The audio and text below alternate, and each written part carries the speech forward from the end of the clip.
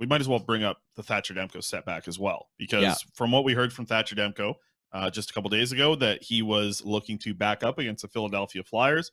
We have a tweet here from Irf Gafar talking about the Demko setback. Irf said, sounds like Thatcher Demko suffered a setback and tweaked something in practice on Thursday. I did see some video going around. I think JPAP might have had it out there. That didn't look like he was like, limping off the ice, but looked like he was shaking out that right leg. Irf says Canucks won't know full extent of injury for a few days, so very much doubt, just from the report here and what we kind of saw him leaving the ice early, probably won't see him backing up on Saturday like he was hoping for, because Demko said, hey, I'll, aiming to back up on Saturday if there's no setbacks. Yesterday we saw a setback.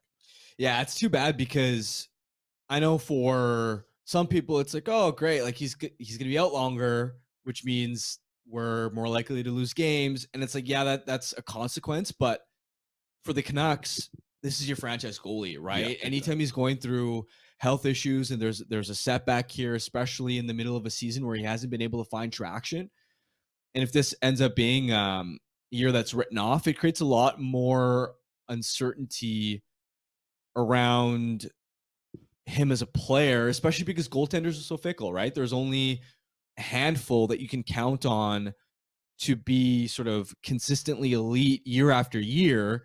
And we've thought that Demko could be that type of rare goalie. Right. Certainly has a talent and ability for it, but now it sort of raises the idea of there's just a little bit more uncertainty around it, right? And this, like, you see it with goaltenders all around, right? Like how volatile they are. Jacob Markstrom was a Vezina nominee last season. He's been such a liability for the Flames this season. Even you look at Igor Shesterkin, one of the best seasons of the salary cap era from a goaltender. Last year, .935 save percentage. He's been good. He's been above average, but he hasn't been elite by any means. He's rocking a .915, and we saw him against the Canucks. He was looking pretty ordinary, right? And this is a player who's tabbed as probably the second best goalie in the league right now, behind Andrei Vasilevsky. So you see the highs and the lows from goaltenders. I mean, a player like Connor Hellebuck last season had a pretty ordinary season, and then now he's sort of back into, all right, he's just top 5 goaltender. So it creates, hopefully this is a case where it's only a minor setback and we can see him later in the season, provided that, of course, you're still cautious about bringing him back the right way. But yeah, it's you really feel for him, especially with I'm sure he would have liked a chance to sort of rebuild his confidence and end the season on a bit of a higher note for him individually. Yeah, I think it's going to be difficult to see what happens here, because you're right. Like, for the tank, shutting him down is the best thing. For his future, what is the, like, I don't know if him really if he's not fully healthy, he shouldn't be playing. For sure, I agree. And it's not like they're rushing him back. They've given him this extra time, but now there's been a setback. How many more setbacks do you just say till it's like, oh, shut it down? Like, the season doesn't matter. So is this setback enough to just say, okay, just shut it down? Let's reset everything, come back next year. And that's when we're worried about our goaltender, because yes, this is a full year loss, but it's not like he's in a prime.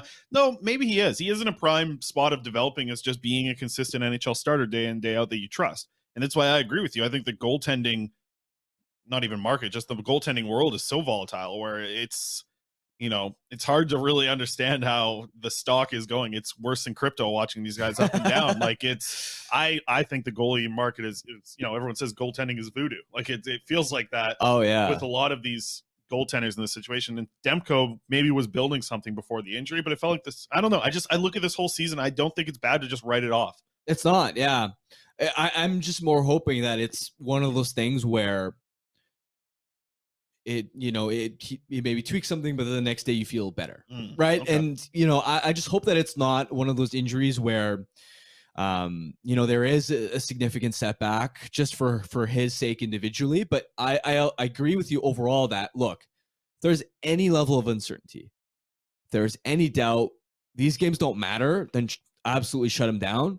But obviously I'm hoping that it's optimistic, that he feels great really soon, and that you'd still hope that there's a responsible way to give him a bit of action. But if shutting him down for the rest of the season is what it's going to take, then we'll see what happens. We'll see the update, because when Rick Tocchet was speaking initially Didn't seem like he was too concerned, but of course that was right in the aftermath. He probably didn't have a lot of intel on the exact scope of the situation. So we'll just have to wait to see on an update, and you just hope for his long-term future and the Canucks' long-term future that it's not something that compromises his future.